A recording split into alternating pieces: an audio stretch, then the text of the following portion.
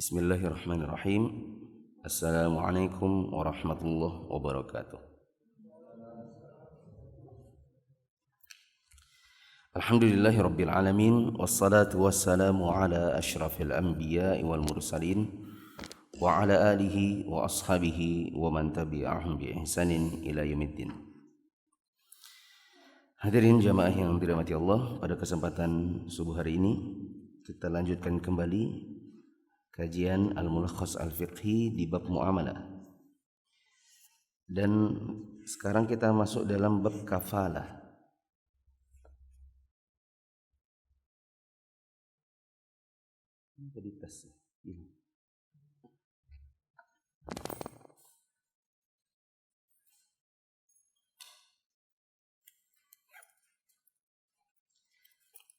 Kalau dalam bab dhaman itu yang ditanggung adalah utangnya. Masih ingat teman-teman?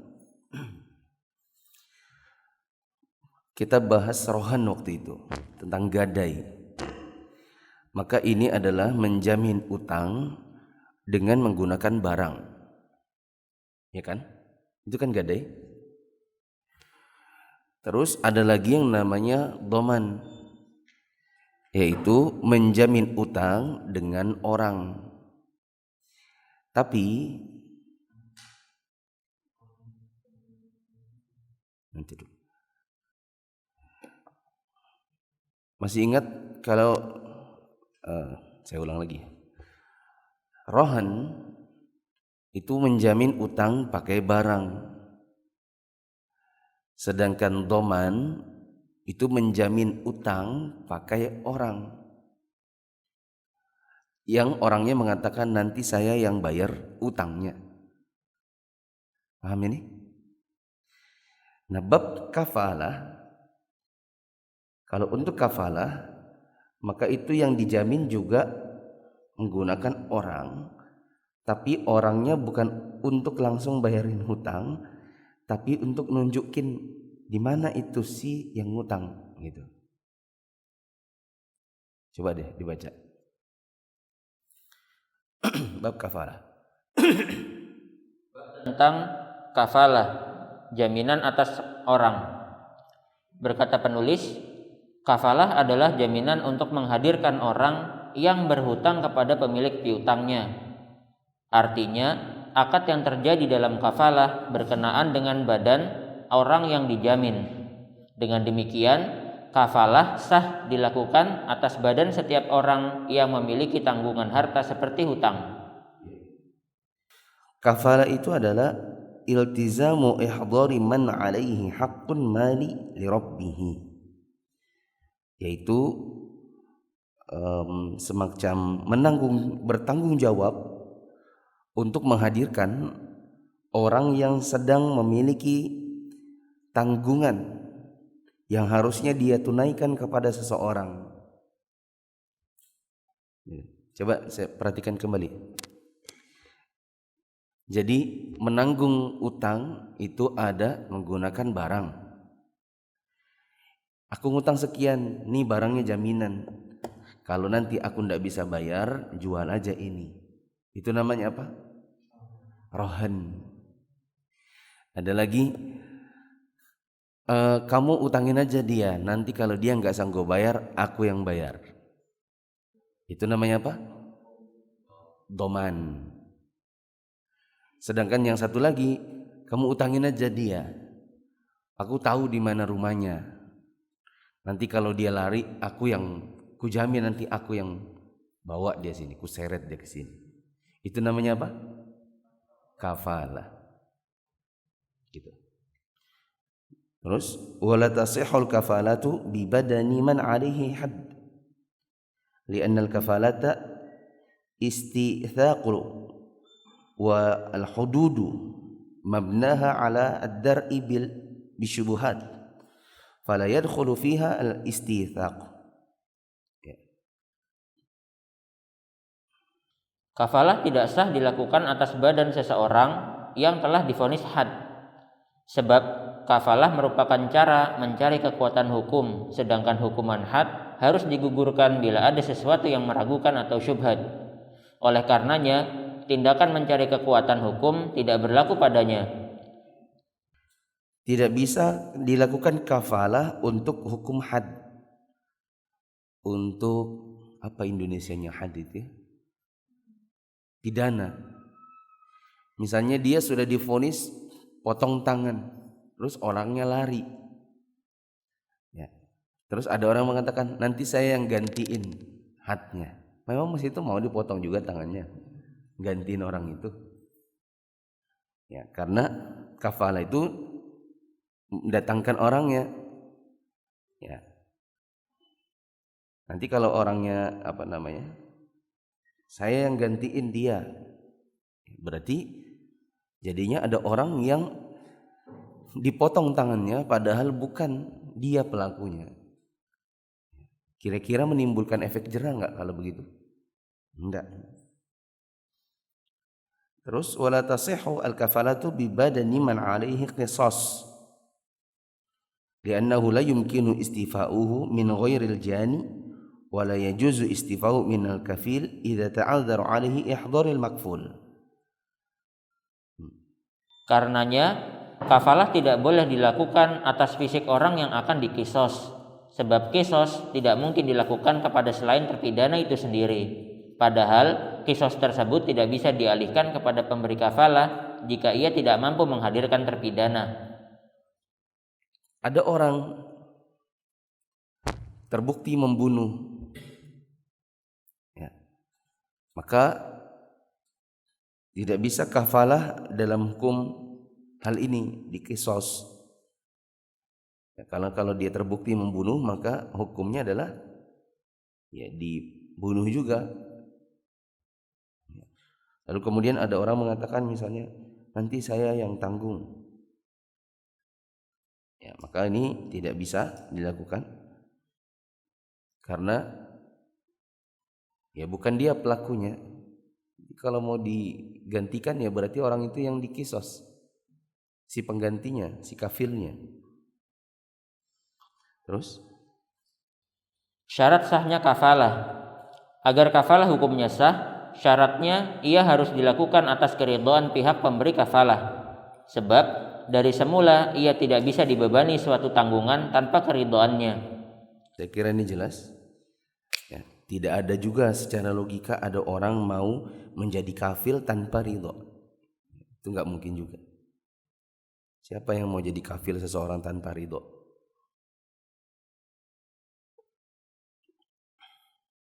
Pemberi kafalah atau kafil terbebas dari tanggung jawab dengan meninggalnya orang yang tidak bisa dihadirkannya.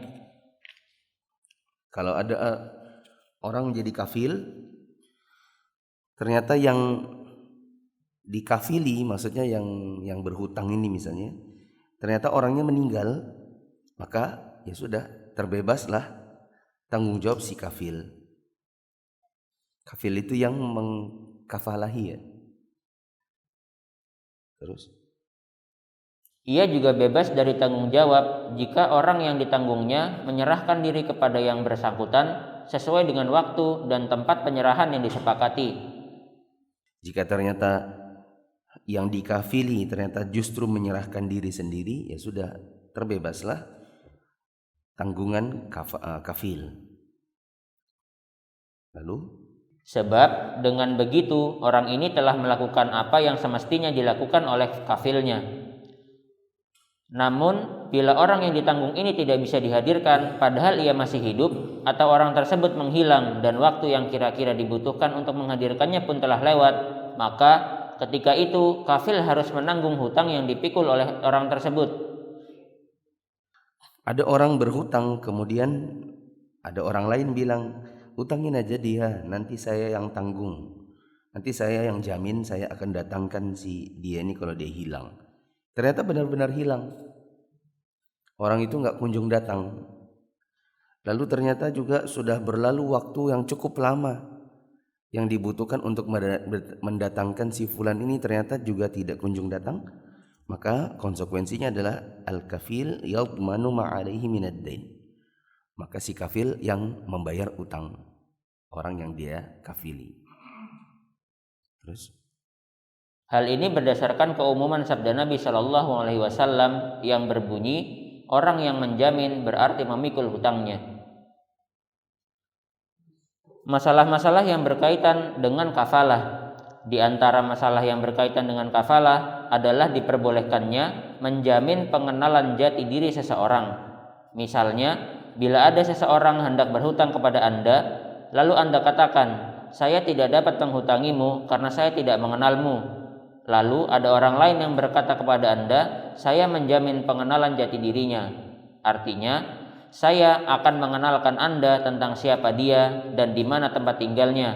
Maka orang ini bertanggung jawab untuk menghadirkan orang tersebut kalau dia menghilang dan tidak cukup sekadar menyebutkan nama atau tempatnya saja. ada orang mau ngutang tapi yang punya uang nggak kenal. Ya, namanya misalnya Wahyudi. Ya, terus ada namanya Fadli. Wahyudi bilang, Pak Fadli ya? Iya, siapa ya?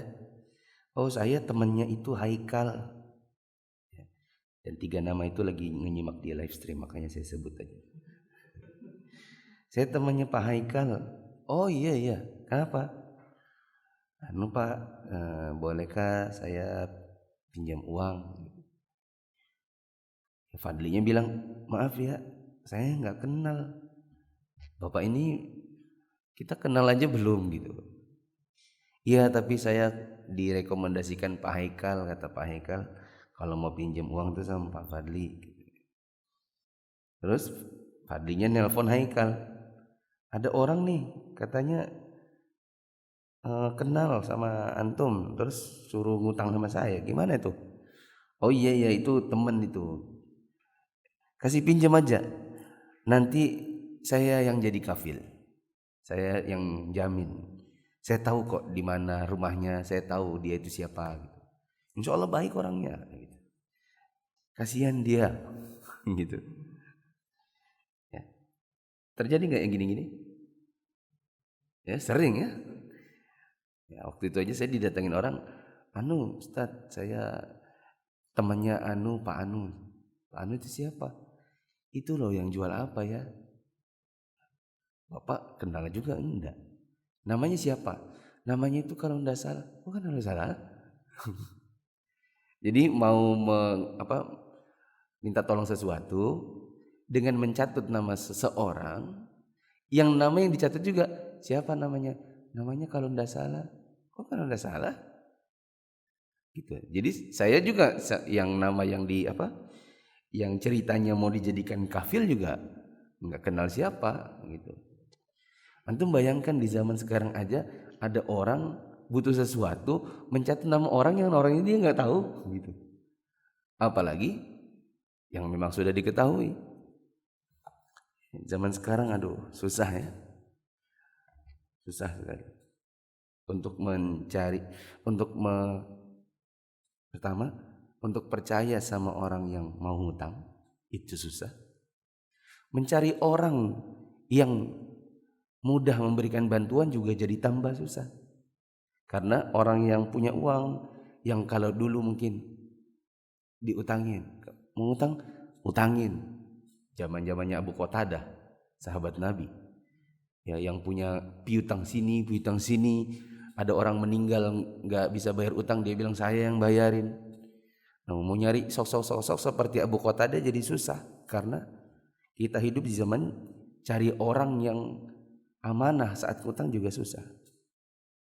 Nah, terus Kalau dia tidak mampu menghadirkannya padahal orang tersebut masih hidup, maka ia harus menanggung hutangnya. Afwan. Ada yang kurang tadi. Kata Syekh Shalih bin Fauzan, wala yakfi an yadhkura ismahu wa makanahu. Gak cukup orang itu kemudian berkata, ya, ketika nanti datang waktu penagihan hutang, terus si Haikal itu ditanya sama Fadlinya, Kal, ini sudah sebulan nih. Waktu itu yang Wahyudi yang teman antum itu janjinya 1 bulan. Hari ini kok ditelepon nggak bisa ya?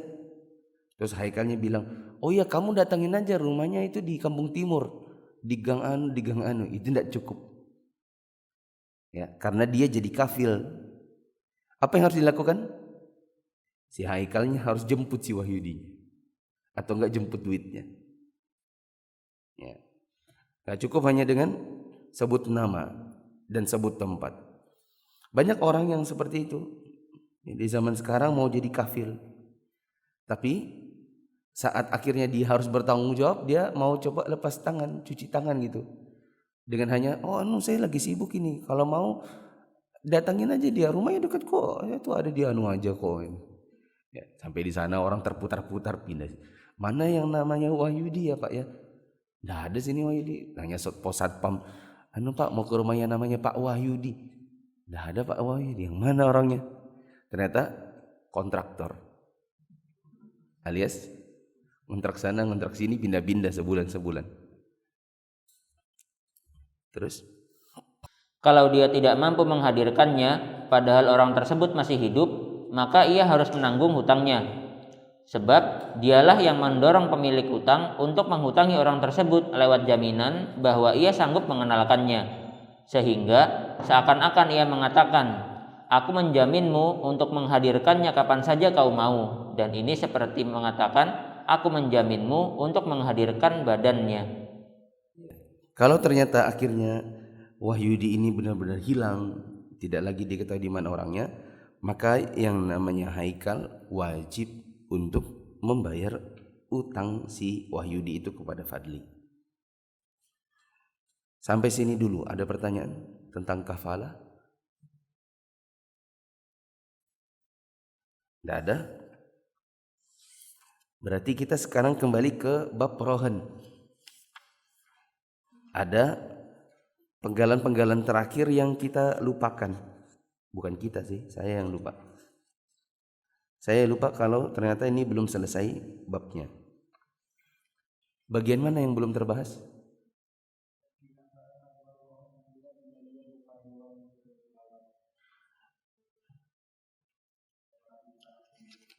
Bila dia berupa hewan.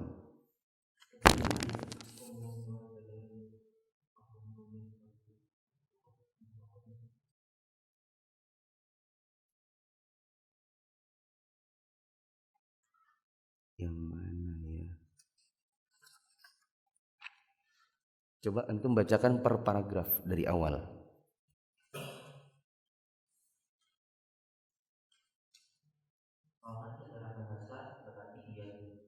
Skip terus. Terus. Terus. Sifat rohan. Coba syarat sah sebutkan. Di antara sahnya rohan disarankan agar pada sifat jenis Skip. seseorang dibolehkan menjadi pemilik Skip. barang yang dijadikan rohan. Syaratnya harus sah untuk dijual. Skip. Lalu ayat atau paragraf juga. Skip. Dalam ayat ini Skip. sifat rohan bersifat mengikat bagi penggadai yang memberikannya saja. Skip. Rohan juga tidak mengikat bagi yang menyimpannya. Bagi yang menerima barang gadai. Sampai situ sudah. Terus? Seseorang boleh menjadikan saham kepemilikannya atas suatu barang yang dimiliki secara bersama dengan orang lain sebagai rohan. Terus? Lalu boleh juga menggadaikan barang yang dijual. Menggadaikan untuk harga barang tersebut.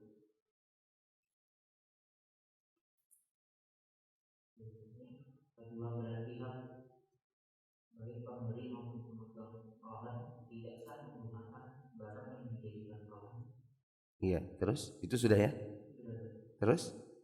Lalu pemberi rohan harus diberi keleluasaan untuk melakukan hal-hal yang bermanfaat bagi barang bagiannya. Oke, terus? Bila rohan mengalami perkembangan. Terus? Bila perawatan barang gadai seperti makanan untuk budak, ternak dan tempat tinggal atau kandangnya Terus?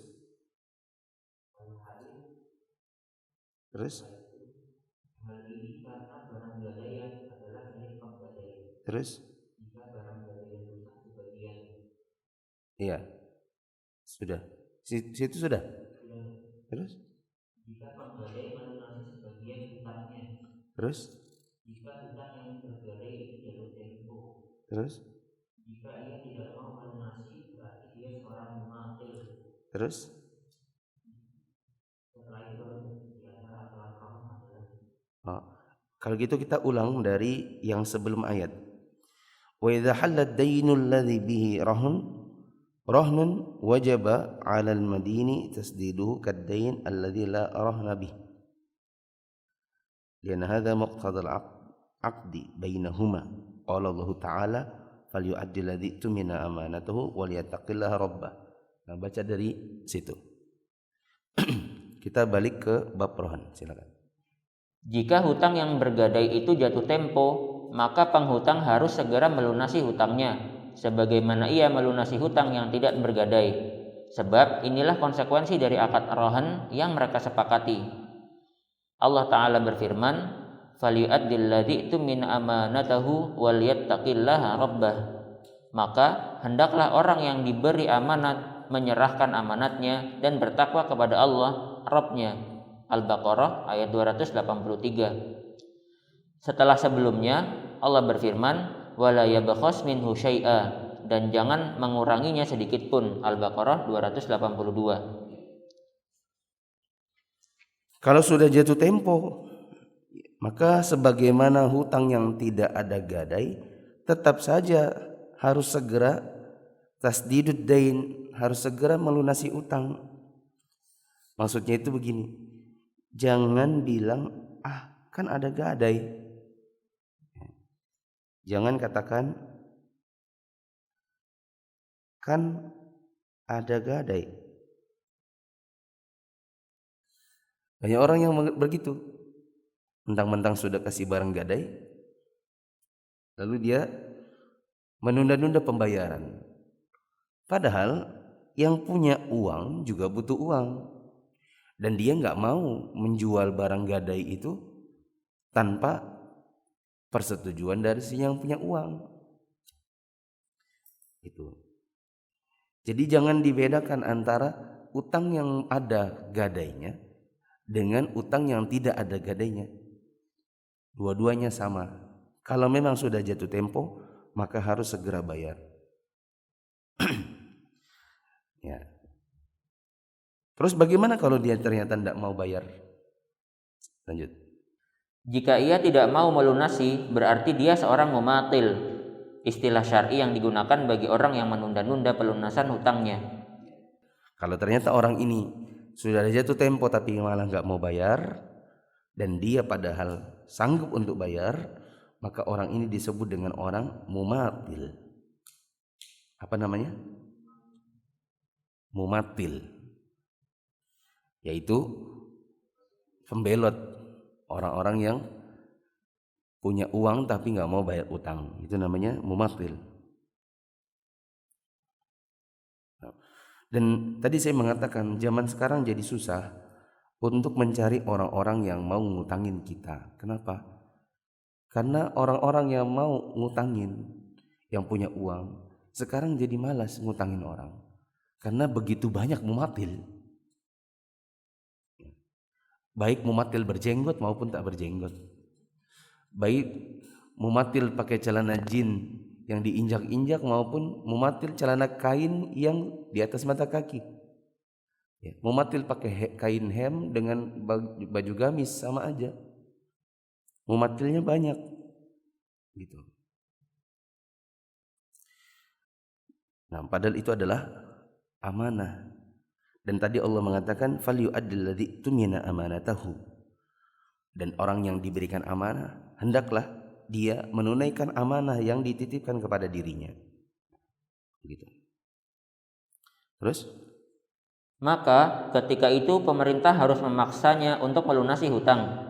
Jika ia tidak mau juga, pemerintah harus memenjarakannya dan memberinya pelajaran hingga ia melunasi hutangnya. Atau pemerintah menjual barang gadaiannya dan melunasi hutang tersebut dari hasil penjualannya. Sebab ini merupakan hak yang harus dibayar oleh penghutang. Maka ketika ia tak mau melakukannya, pemerintahlah yang menanganinya. Lagi pula, rohan merupakan jaminan atas hutang yang boleh dijual ketika jatuh tempo. Jika nilai jualnya lebih dari jumlah hutangnya, maka sisanya dikembalikan kepada penggadai karena barang itu adalah miliknya. Namun, jika nilai jualnya hanya cukup melunasi sebagian hutangnya, maka penggadai tetap menanggung sisa hutang yang wajib dilunasinya. Ya. Bagaimana kalau ternyata ada orang yang sudah utang dikasih pinjaman tapi malah memaftil? Maka di sini ada beberapa solusi. Di sini disebutkan yang pertama adalah yujbirul hakimu ala wafa'id dain. Pertama, hakim ya, atau pemerintah atau siapapun yang ada di perangkat pemerintah yang bertugas untuk ini, maka dia wajib untuk memaksa si yang punya uang, si yang berutang untuk bayar utang. Berarti kalau di Indonesia harusnya caranya gimana? Ya lapor yang berwenang. Nah, cuman di Indonesia orang jadi malas juga akhirnya. Ada yang bilang nggak usah, alah nanti kalau lapor juga habis duit. Utangnya berapa? Utangnya itu 20 juta. Untuk bayar perangkat hukumnya aja berapa katanya? Lebih dari yang kamu tuntut. Bayar ininya semua. Ya. Akhirnya orang jadi malas juga. Ya. Susah. Ya. Kalau di negeri Islam hakimnya maka dia akan panggil si yang punya utang, sini kamu. Datangkan juga yang punya uang, yang menuntut. Katanya kamu punya utang sama ini. Iya Pak. Mana uangnya dia? Anu Pak, nggak ada Pak. Nggak ada. Ambil sita rekeningnya, terus dicek. Oh ini uangnya cukup, bayarin di utangnya. Itu yang terjadi. Kalau tidak mau, maka ini yang kedua, habasahu wa azzarahu. Dia dipenjara, ditambah ta'zir namanya. Tadi di situ apa terjemahnya? Memberi pelajaran. Itu jangan dijadikan begitu ya. Harusnya jangan diterjemahkan dengan bahasa Indonesia. Dia dita'zir. Ta'zir itu dia dihukum dengan hukum yang sesuai ditentukan oleh pemerintah. Ya.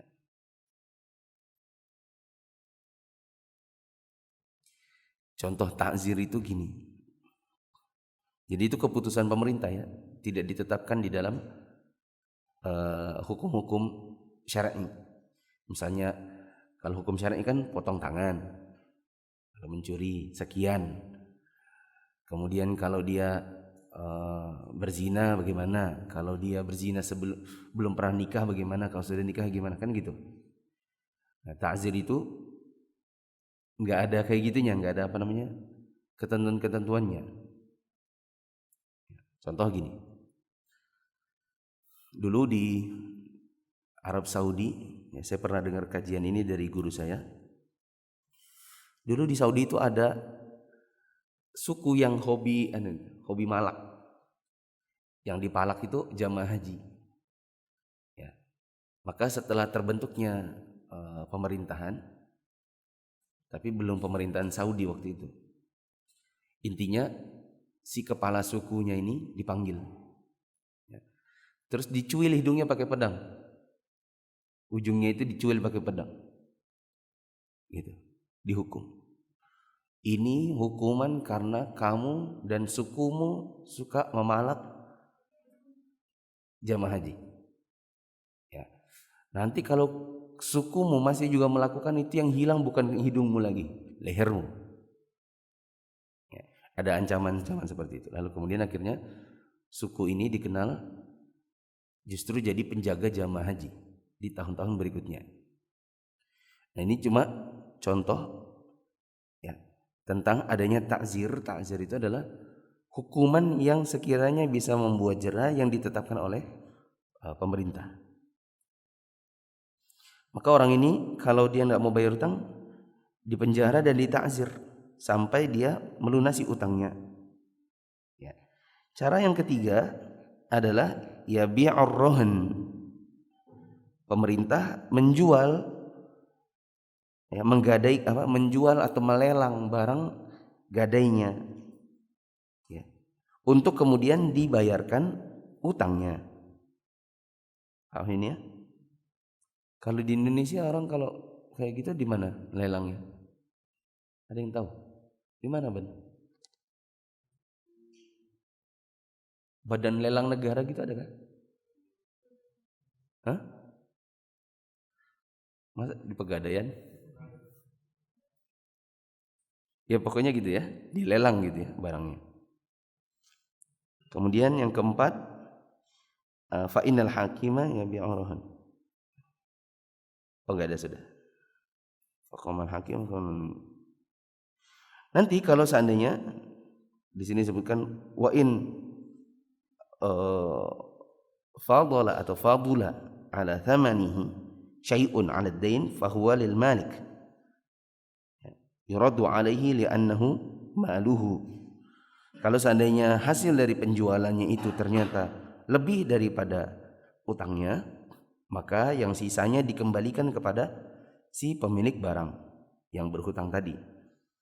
Wa in baqiya min ad-daini syai'un lam yughatihi thamanu ar-rahan fa huwa fi dhimmatir rahin yajibu 'alaihi tasdiduhu.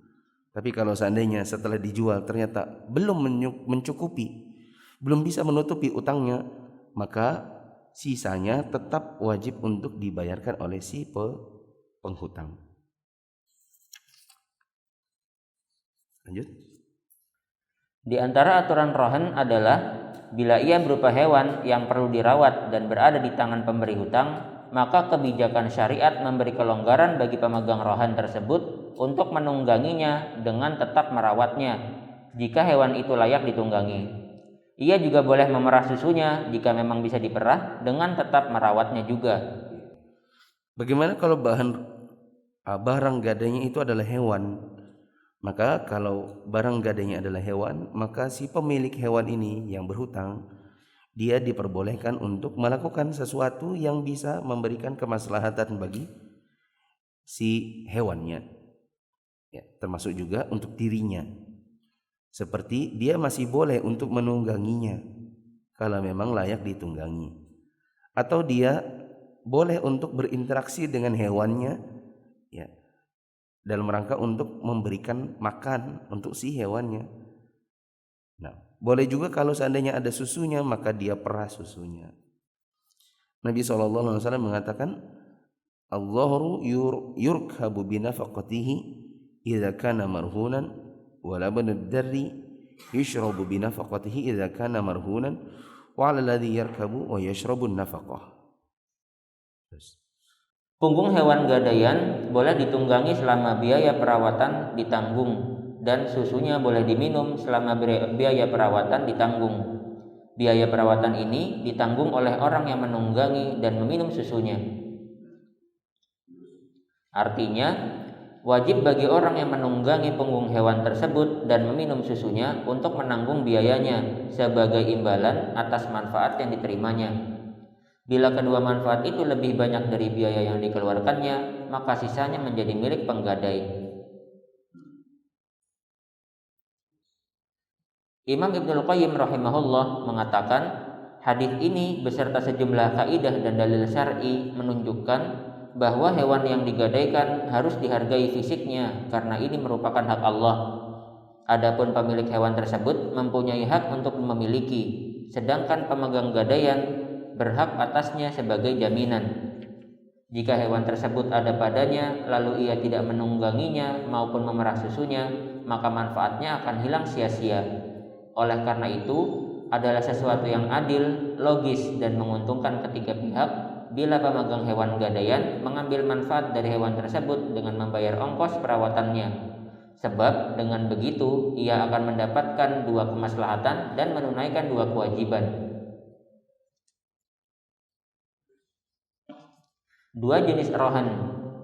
Sebagian fuqaha mengatakan bahwa rohan ada dua macam, rohan yang butuh nafkah dan rohan yang tidak butuh nafkah. Rohan yang butuh nafkah juga ada dua macam, hewan yang bisa ditunggangi dan diperah susunya. Hal ini telah dijelaskan di atas. Yang kedua, sesuatu yang tidak bisa ditunggangi maupun diperah susunya seperti budak laki-laki dan wanita. Rohan semacam ini tidak boleh dimanfaatkan oleh pemegangnya kecuali dengan izin pemiliknya.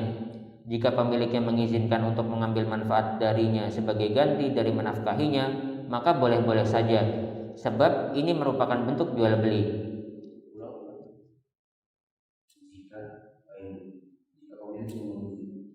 Jika pemiliknya mengizinkan untuk mengambil manfaat darinya sebagai ganti dari menafkahinya, maka boleh-boleh saja, sebab ini merupakan bentuk jual beli. Kalau ada barang gadai, ya, maka barang gadai ini dilihat ada dua macam tadi disebutkan. Ada barang gadai tertentu yang tidak butuh untuk dinafkahi, ya, seperti dia gadaikan BPKB, ya. Tidak perlu dinafkahi, nggak perlu dikasih makan, nggak perlu dikasih apa ya, nggak ada biaya perawatan khusus, ya, maka ini bukan babnya.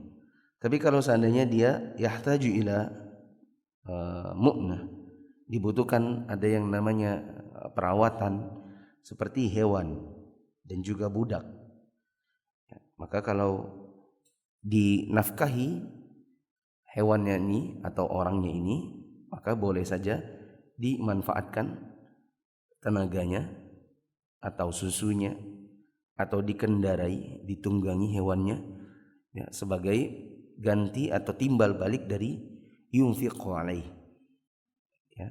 Si yang memanfaatkan ini adalah orang yang memberikan nafkah. Terus rohan yang kedua, rohan yang tidak butuh nafkah. Sedangkan jenis kedua adalah rohan yang tidak butuh nafkah, seperti rumah, benda-benda mati, dan semisalnya. Rohan seperti ini tidak boleh dimanfaatkan oleh pemegangnya kecuali dengan izin pemiliknya. Namun, bila rohan tersebut dijadikan jaminan atas hutang yang berupa uang atau qard, maka orang yang menghutangi tidak boleh memanfaatkannya sama sekali. Hal ini agar ia tidak menjadi pinjaman yang menarik manfaat yang termasuk riba, sebagaimana yang telah dijelaskan dalam bab qard. Kalau adapun barang rohan yang kedua adalah yang tidak butuh untuk dinafkahi, tidak ada biaya perawatan khusus, maka ini tidak boleh dimanfaatkan, ya, tadi disebutkan kecuali dengan ridho pemiliknya, kecuali kalau ternyata barang itu adalah jaminan hutang. Cuma ini harusnya tidak perlu dituliskan, tapi ya inilah namanya ceramah dibukukan. Jadi seperti ini, kadang ada hal yang mungkin kita bingung, ya. Kayak apa itu? Ini babnya bab rohan, tapi di sini disebutkan illa bi idni rohin aidan.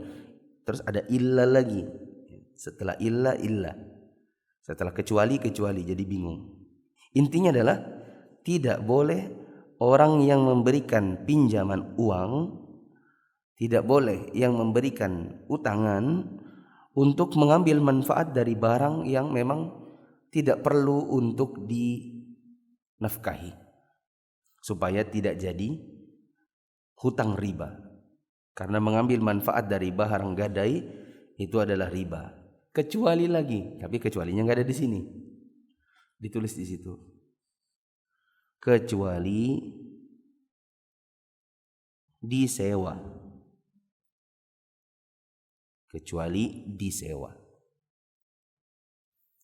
Saya sudah jelaskan ini waktu bahas masalah utang.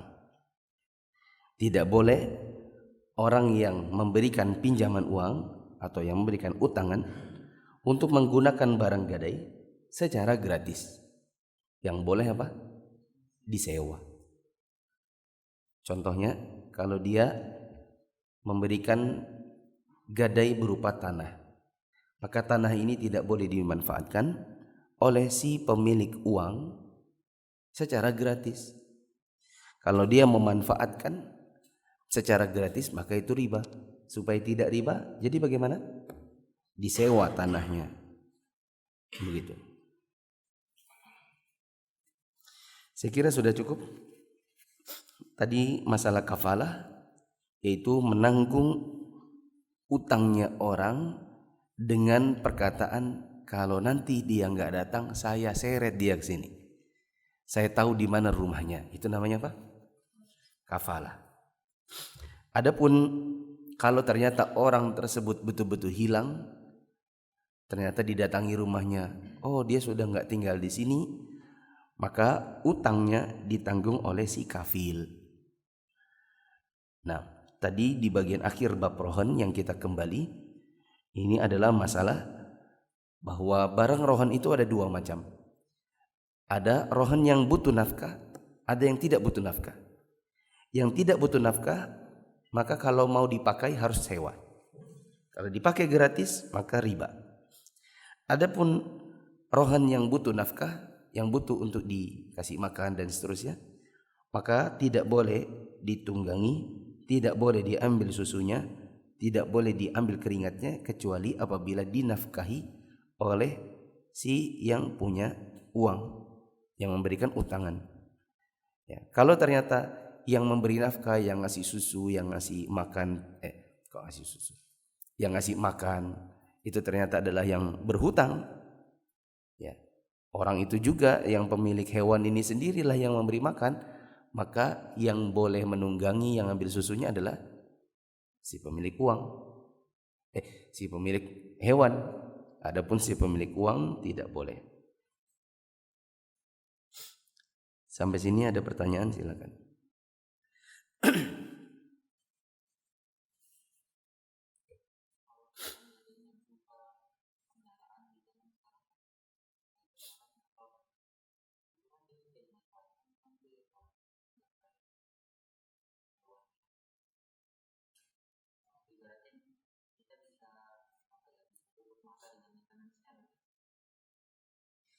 Kalau motor, maka itu termasuk yang tidak perlu dinafkahi. Tidak perlu dinafkahi. Yang maksudnya perlu dinafkahi ini kalau nggak dikasih nafkah, hancur dia, rusak, mati. Saya nafkahi ini hewan saya, saya gadaikan sapi saya, terus nggak dikasih makan sehari aja, bisa mati, ya kan? Sedangkan motor itu nggak butuh untuk dinafkahi, cuma butuh apa? Dipanasi.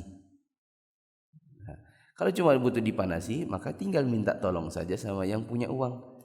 Tolong ya, motorku ini aku gadaikan sama kamu, tapi tolong pagi-pagi dipanasin 5 menit 10 menit. Nanti kalau habis bensinnya bagaimana? Dia beli bensin, ya. Kemudian diisi, nanti dikembalikan lagi. Nah, ada pertanyaan? Yang nyimak di Telegram kalau mau bertanya nyalain mic ya. Di sini ada antum pakai Telegram juga?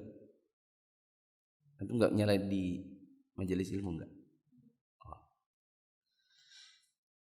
Ada pertanyaan? Ya.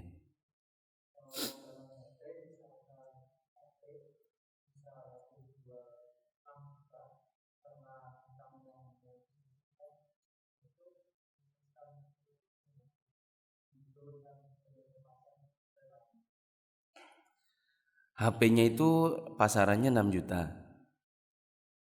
Utangnya 3 juta. Terus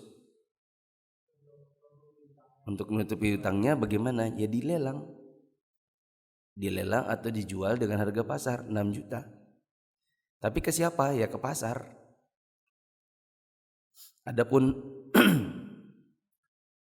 si yang punya uang bilang, udah HP ini aja sudah nggak usah dibayar, udah lunas sudah. Ya, padahal itu dia tahu bahwa pasarannya sebenarnya 6 juta. Ya, itu namanya apa?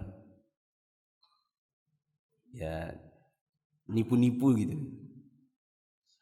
Apalagi si yang punya HP itu nggak tahu harga pasar. Pertanyaan antum apa? Kalau dijual apa? Enggak boleh. Kalau kita pegang barang gadai. Kalau ternyata orang ini tidak sanggup bayar, maka ya kita jual dengan sepengetahuannya. Bilang begini, karena kamu sudah nggak bayar utang, ya aku sudah tagih juga sampai capek ya. Jadi barang gadaimu aku jual ya. Tenang aja, pakai harga pasar. Gitu. Karena kalau tidak izin nanti tiba-tiba dijual, orangnya besoknya dia datang bawa duit. Ini duitnya. Oh nggak bisa, barang gadai kemarin sudah laku. Tanpa sepengetahuan. Maka itu nanti terjadi kezoliman kepada si yang punya barang. Iya nggak? Belum lagi kalau ternyata begini. Kalau seandainya memang kita boleh menjual secara sewenang-wenang, ya, terus kita jualnya sama teman kita. Kamu kah ini HP gadai, sudah kutagih dia nggak datang-datang. Ini mungkin pasaran 6 juta, kamu beli aja, ku jual 3 juta. Karena teman. Ya, itu kezaliman nggak kira-kira sama yang punya HP? Begitu. Nah, untuk menutup itu semua, maka tidak boleh sewenang-wenang terhadap barang gadai langsung dijual tanpa sepengetahuan si yang punya barang. Nah, dia tentukan dulu, ya sudah, jika kita jual barangnya, kamu jual, aku jual. Nanti siapa yang laku duluan segera kasih kabar. Berapa harganya? Kita tanya tukang HP. Cari tukang HP yang penilaiannya itu netral. Gitu. Ya, tukang HP-nya bilang, oh ini mungkin 5,5. Ya udah, jual 5,5.